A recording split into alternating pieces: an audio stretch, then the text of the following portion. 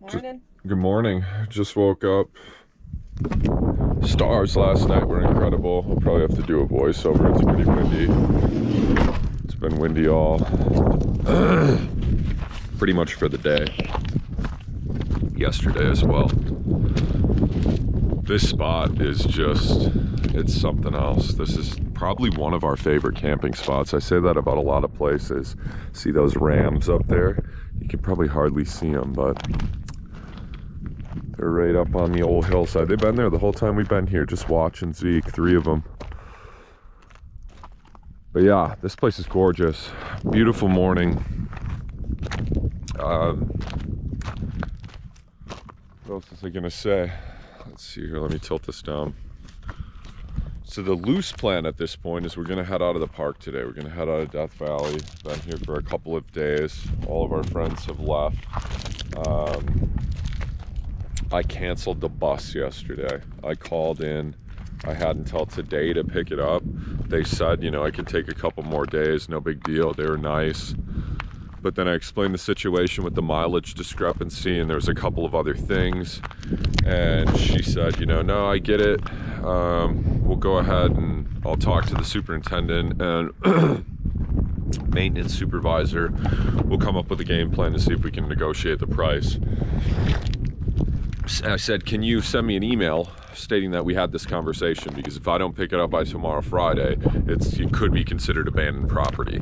And I said, I don't feel the vibe that you guys are going to do that, but you know, and she says, well, we're a public school district, we would never do that. And I said, well, I hope you're around for a long time, but if something happens to you and then no one else has record of this conversation, and come Monday they say it's abandoned property, they could essentially take the item and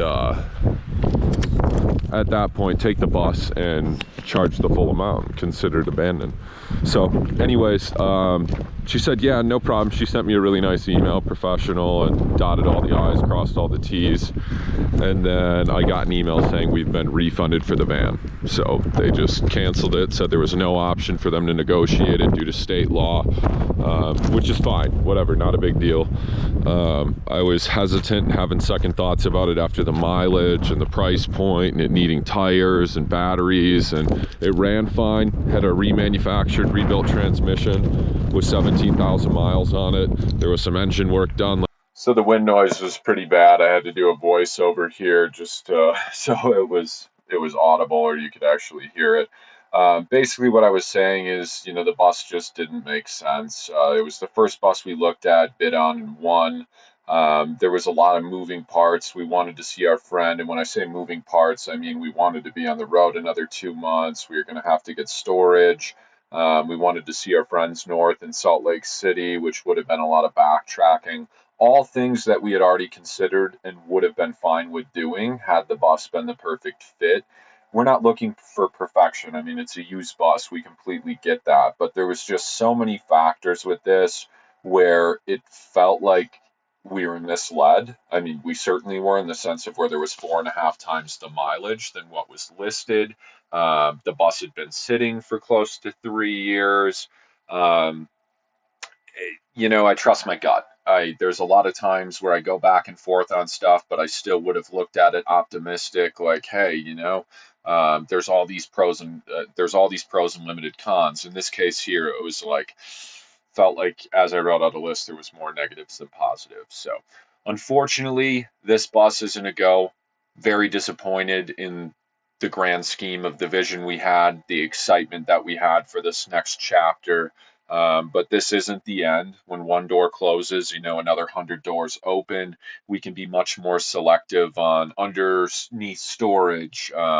One that maybe has a higher roof where we don't have to do a roof raise. It has good tires. There's just a lot of factors. So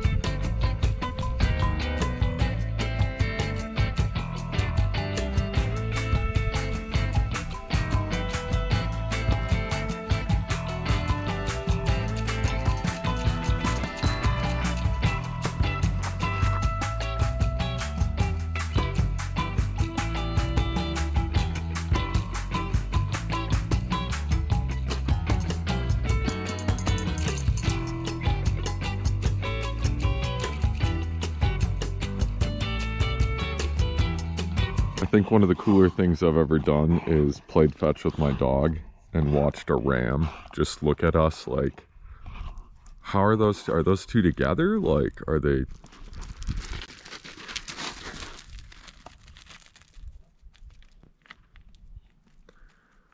It's just puzzled. It's been coming back here now for 2 days and just so curious.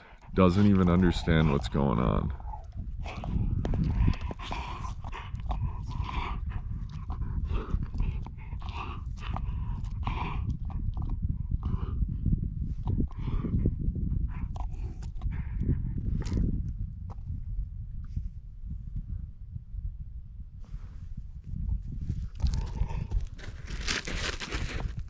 Oh, Zeke. I think it wants to actually like play with him. Come here. Come here.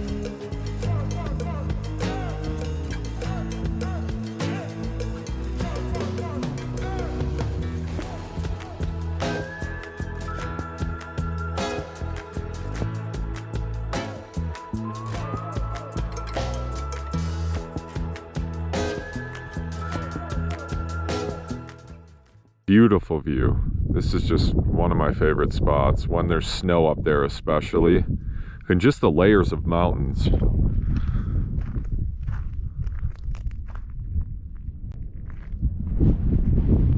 Everywhere you look, just gorgeous.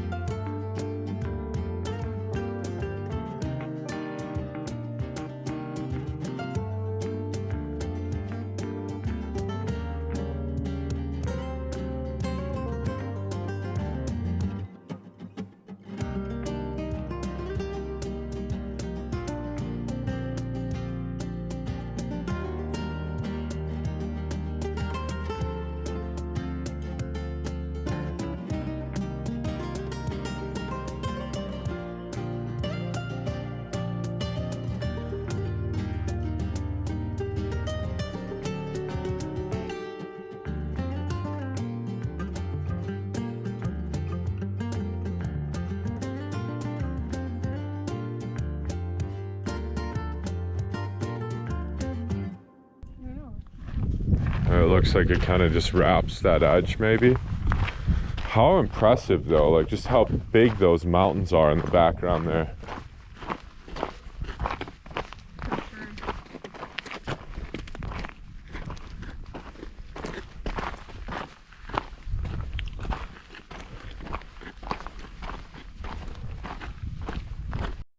Very cool. This is like a remote part of Death Valley where there's just really not a lot of people up here. We camped, what, probably 2 miles from here? Probably. Right around there. And we saw 2 cars yesterday, I guess. 2 years ago when we were out here, we camped for, was it 3 days? 4 days? 4 nights, and maybe saw 2 vehicles and 1 dude on a bike. But it's just crazy, like Rachel was just saying, you know, we're in California, and you think of how big the state is and how certain parts like LA and stuff, there's so many people. Then you can just come out here and walk around forever and not see a soul. It's just crazy. Those sharp. Like just kind of, yeah, they are. Yeah, this used to be an old like drive. I think you could go all the way through to, is it 190 or 90, the highway on the other side? Yeah. I think kind of by the slabs. But obviously, as you can see, it's been closed and in disrepair for a long time. It's eroded out quite a bit. Very neat. You could just go forever.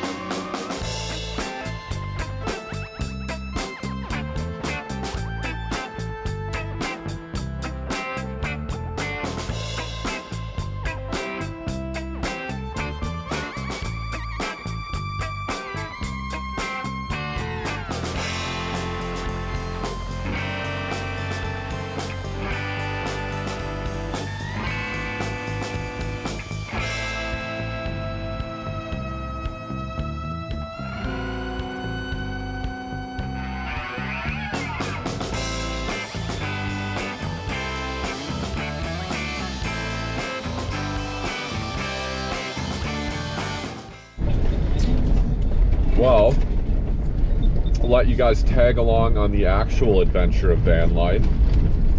We're in Death Valley National Park. I would say we're leaving Death Valley National Park, but we don't have plans, so there is a chance that we will not leave Death Valley National Park and we will get caught in the park for another night. What a problem to have.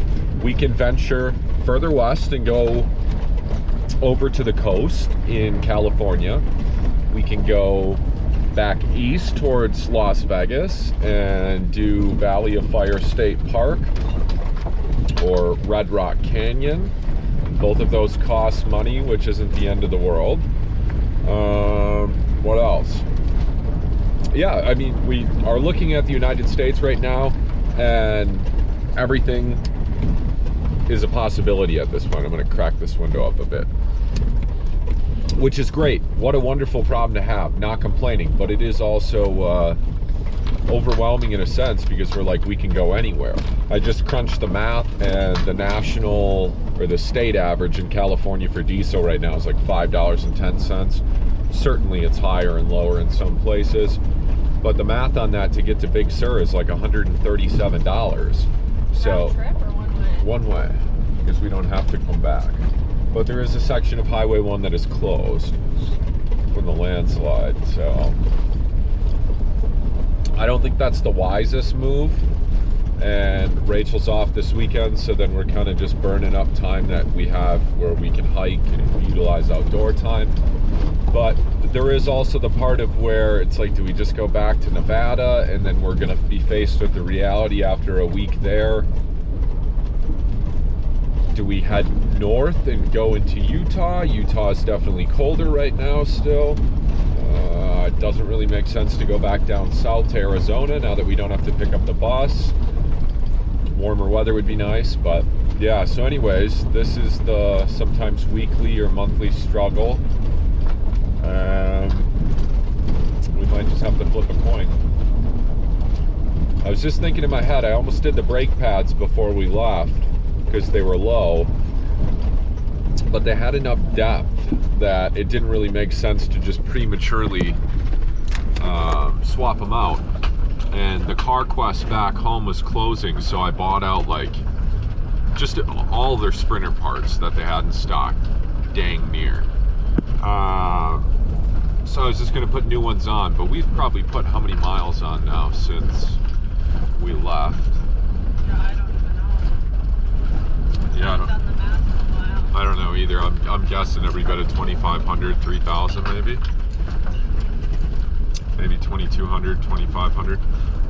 So I'm glad I didn't replace them, but I was just thinking in my head, I'm like, wow, I'm surprised they've lasted that long, and I had heard a couple of squeaks.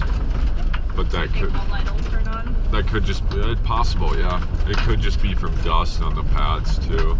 But when we were in Phoenix and some of the more metro areas, there was a lot of stop and start. All right, I'm gonna film a little bit of the drive here.